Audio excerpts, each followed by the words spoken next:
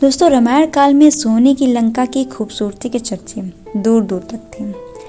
क्या आपको पता है कि सोने की लंका किसने बनाई थी? यह स्वर्ण लंका का असली मालिक कौन था और रावण को सोने की लंका कैसे मिली? तो दोस्तों, आज की हमारी वीडियो आधारित है श्रीलंका के प्राचीन इतिहास के बारे में। तो दोस्तों, जाइएगा नहीं कहीं, बने रहिए वीडियो के लास्ट मोड़ तक और जानिए श्रीलंका से जुड़ी कई सारे इतिहास के तथ्य। तो हेलो दोस्तों, आप सभी का स्वागत है आपके अपने YouTube channel the history of India में। दोस्तों, रामायण में जब भी रावण का जिक्र आता है तो सोने की लंका के बारे में जरूर चर्चा करते हैं। कहते हैं कि रावण की लंका स्वर्ण नगरी थी, उसकी खूबसूरती देखते ही बनती थी। क्या आपको पता है कि सोने की लंका किसने बनाई थी और रावण के पास ये कैसे आई? किसने बनाई सोने की लंका? दोस्तों, हिंदू मान्यताओं के अनुसार रामायण काल में सोने की लंका थी। बताया जाता है कि सोने की लंका को शिव और पार्वती माँ ने बनाया था। दरअसल दोस्तों, शिव और पार्वती का निवास हिमालय में था। वे बहुत ही सामान्य जीवन जीते हैं, ये तो सब कोई जानता है। उन्हें किसी तरह के आलीशान महलों की जरूरत नहीं थी। मगर एक बार पार्वती माँ ने शिव से कहा कि देवताओं की तरह हमारा भी कोई महल होना चाहिए। तब शिव ने विश्वकर्मा और कुबेर को बुलाकर समुद्र के बीच सोने का महल बनवाया। दोस्तों, इसे ही कहा गया सोने की लंका। रावण के पास कैसे आई सोने की लंका? दोस्तों, रामायण काल में सोने की लंका की भव्यता के चर्चे दूर दूर तक थे। एक बार रावण वहां से गुजरा तो स्वर्ण नगरी को देखकर मोहित हो गया। उसके मन में लालच आ गया। रावण ब्राह्मण का वेश धारण कर शिव जी के पास गया और दान में सोने की लंका मांग ली। शिव ने सोने की लंका उसे दे दी। इस तरह रावण ने धोखे से सोने की लंका हथिया ली। दोस्तों, ये भी कहा जाता है कि रावण ने धनपति कुबेर से सोने की लंका छीन ली थी। पार्वती माँ ने दिया रावण को श्राप। पार्वती माँ को पता चला कि रावण ने छल कपट से सोने की लंका हथिया ली है, तो उन्हें बहुत गुस्सा आया। पार्वती माँ ने रावण को श्राप दिया कि एक दिन लंका आग में भस्म हो जाएगी। तो दोस्तों, कुछ सालों बाद ऐसा ही हुआ जब सीता माँ का रावण अपहरण कर लेता है और जब हनुमान जी समुद्र को लांघकर सीता माँ की खोज में लंका में पहुँचते हैं, तभी हनुमान जी ने रावण की स्वर्ण लंका में आग लगाई थी।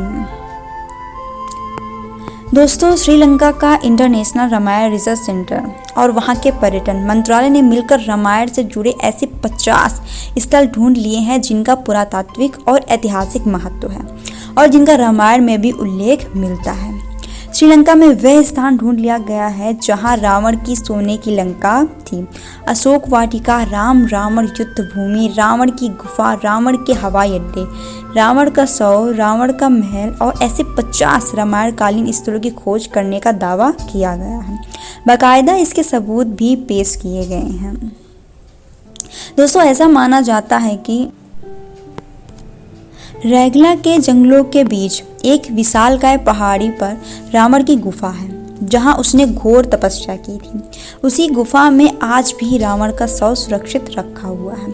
रैगला के इलाके में रावण की यह गुफा 8000 फुट की ऊंचाई पर स्थित है, जहां 17 फुट लंबे ताबूत में रखा है रावण का शव। इस ताबूत के चारों तरफ लगा एक खास लेप, जिसके कारण यह ताबूत हजारों सालों से जस का तस रखा हुआ है। श्रीलंका में नुआरा एलिया पहाड़ियों के आसपास स्थित रावण फॉल, रावण गुफाएं, अशोक वाटिका, खंडहर हो चुके विभीषण के महल आदि की पुरातात्विक जांच से इनके रामायण काल के होने की पुष्टि होती है। दोस्तों, वाल्मीकि रामायण में लंका को समुद्र के पार द्वीप के मध्य में स्थित बताया गया है, अर्थात आज की श्रीलंका के मध्य में रावण की लंका स्थित थी। श्रीलंका के संस्कृत एवं पाली साहित्य का प्राचीन काल से भारत से घनिष्ठ संबंध था। भारतीय महाकाव्यों की परंपरा पर आधारित जानकी हरण की रचनाकार कुमारदास के संबंध में कहा जाता है कि वे महाकवि कालिदास के अनन्य मित्र थे। कुमारदास लंका के राजा थे। इससे पहले 700 ईसा पूर्व श्रीलंका में मलयराज की कथा सिंहली भाषा में जन जन में प्रचलित रही है, जो राम जी के जीवन से जुड़ी हुई है। दोस्तों, ये थी हमारे श्रीलंका के प्राचीन इतिहास। दोस्तों अब अपनी नज़र डालते हैं हम श्रीलंका के मध्य इतिहास की ओर। दोस्तों भारत के दक्षिण में हिंद महासागर में भारत से ही लगा हुआ एक द्वीप है जिसका नाम श्रीलंका है। इस देश की दूरी भारत से मात्र 32 किलोमीटर की है। श्रीलंका का भारत से प्राचीन काल से ही अटूट संबंध रहा है। तो दोस्तों आइए जानते हैं इस संबंध में कुछ तथ्य। भारत के दक्षिण में स्थित श्रीलंका में भी बड़ी संख्या में हिंदू रहते थे। हालांकि अब यहाँ की जनसंख्या का करीब 12.60% हिस्सा हिंदुओं का है। एक डीएनए शोध के अनुसार श्रीलंका में रह रहे सिंघल जाति के लोगों का संबंध उत्तर भारतीय लोगों से है। सिंघल भाषा गुजराती और सिंधी भाषा से जुड़ी हुई है। श्रीलंका का पिछले 3000 वर्ष का लिखित इतिहास उपलब्ध है। 125,000 वर्ष पूर्व यहाँ मानव बस्तियां होने के प्रमाण भी मिले हैं। दोस्तों श्रीलंका पर पहले पुर्तगालियों फिर डच लोगों ने अधिकार कर शासन किया। 1800 ईस्वी के प्रारंभ में अंग्रेजों ने इस पर आधिपत्य जमाना शुरू किया और 1818 में इसे अपने पूर्ण अधिकार में ले लिया। अंग्रेज काल में यहाँ जहाँ मिशनरियों को फलने फूलने का मौका मिला, वहीं भारत, बांग्लादेश, म्यांमार, मालदीव आदि जगहों से यहाँ पर तमिल क्षेत्र में मुसलमानों की बसावट शुरू हो गई और धीरे धीरे मस्जिदें, मदरसों की संख्या बढ़ती गई। आज तमिल क्षेत्र में हालात खराब हो चुके हैं। दोस्तों अंग्रेज काल में अंग्रेजों ने फूट डालो राज करो की नीति के तहत तमिल और सिंहलियों के बीच सांप्रदायिकता एकता को बिगाड़ा। द्वितीय विश्व युद्ध के बाद 4 फरवरी 1948 को श्रीलंका को पूर्ण स्वतंत्रता मिली। जब श्रीलंका आज़ाद हुआ तो सत्ता सिंहलियों के हाथ में देकर चले गए और तमिलों को हाशिए पर धकेल गए। लेकिन सिंहली ये नहीं जानते थे कि अंग्रेज और मुस्लिम सल्तनतें श्रीलंका को अशांत देखना चाहती थी। योजनाबद्ध तरीके से सिंहलियों के मन में तमिल हिंदुओं के प्रति नफरत क्यों भरी गई।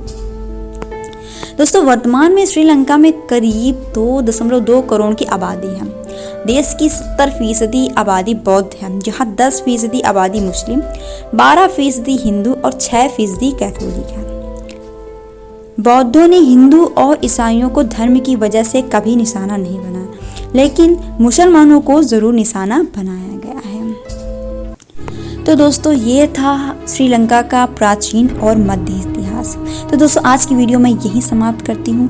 मैं जल्द ही हाजिर होंगी फिर इसी तरह के एक नया ऐतिहासिक वीडियो के साथ, जहाँ पर हम लोग इतिहास के कई सारे राज का पर्दा उठाएंगे और करेंगे बहुत सारी महत्वपूर्ण बातें। अगर दोस्तों आपको मेरी ये वीडियो पसंद आई हो तो प्लीज़ आप हमारे चैनल को लाइक और सब्सक्राइब कीजिए। तो दोस्तों तब तक के लिए दीजिए हमें इजाज़त। शुक्रिया।